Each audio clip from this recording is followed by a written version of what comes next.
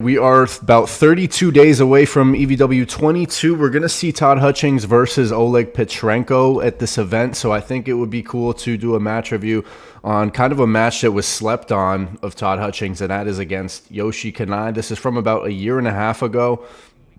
Absolute war of a match. Now, keep in mind, Yoshi Kanai beat John Berzink. That was last March in Arlington. This was before that. This was several months before that they had this match with Todd Hutchings. Now, Yoshi is so hard to pin, even when he's that close to the pad. I mean, we saw him gas out Petro Markarin. That was another good match that was pretty recent, but this was a year and a half ago, Todd Hutchings, and this is not an easy win for Todd. Looks like they called some type of foul, I think maybe an elbow foul. This is the restart. Once again, he's having a hard time getting that finish. Looks like his elbow came off the front there. So that's going to be 2 fouls. That's going to be the win for Yoshi. Let's go to the second round here. So it looks like Yoshi just tends to get a stop in that position. But it's a matter of who can transition to get the finish first, who can get their shoulder behind it and finish the match. You can see Todd trying to climb and rise. He's doing a pretty good job of that, and he's trying to inch his shoulder behind it gradually here. Again, here he's trying to rise, and then he's trying to go in for the press at the right moment, but so is Yoshi doing the same thing with these little technical adjustments. And, yeah, just an absolute war. This is like what? This is like a minute into this round? This is over a minute in this one round. Are they calling a foul? There's an elbow foul on Todd Hutchings, looks like. So another restart. Let's just skip a little bit forward. They get to that same position, but it looks like Todd had gassed him out in that round. But it's certainly not over. It's 1-1. Let's go to the next round. Off the start, it goes to a similar position. Yoshi pretty stretched out. Todd starts to lose his wrist when he's surging there. And he elbow fouls again. Let's see the restart. His wrist goes back almost immediately. But the thing about Todd is he's so good at keeping his pronation engaged. Even if his wrist is slightly back, especially in the strap, he's able to do, either a Todd roll or whatever you want to call the technique, but he's certainly using pronation and staying pretty connected even when his wrist starts to go back. And look at him rising here. He may even gain his wrist back. Not that it would matter for his style. He's just got to get his shoulder behind it to get the finish on Yoshi. And what a match this is. What a match.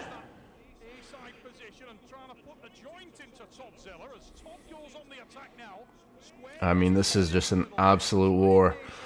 When you face a guy who's a King's mover like that, have to be patient, have to make the right adjustments. So Todd is going to be facing Petrenko in 30 days. I think he's obviously a lot more fundamental style arm wrestler than a guy like Yoshi. So it's just going to be a matter of top-end strength, I think. But here you see Todd looking over and smiling at Yoshi. Seems like he's comfortable in that position. He acknowledges that they're both getting very fatigued here. I mean, these are there's multiple 1-minute matches in this match here. This is the highlight video. I'm sure the whole match is at least 30-40 minutes. This is just all the starts, and it's still a 10-minute video. So they did literally 10 minutes of arm wrestling. I mean, just an insane match.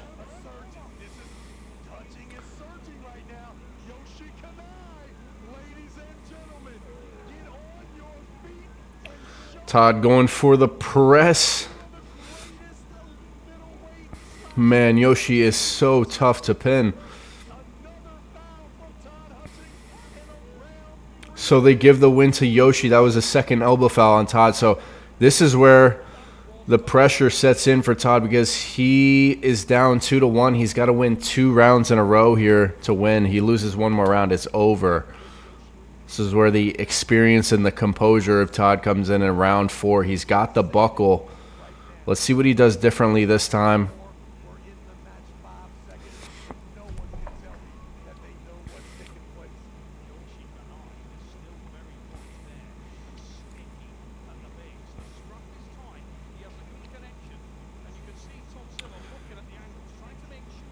There's the rise.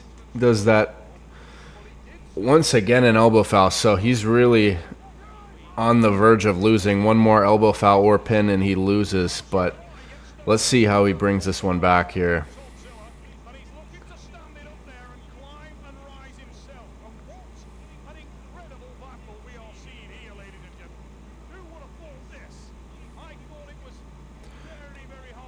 And his wrist is, Todd's wrist is back. Looks like both of their wrists are somewhat cracked back, but they're both pronating, engaging their pronation.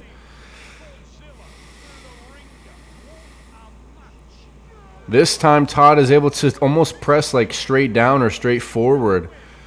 That time he finally gets the pin called, able to keep his elbow down.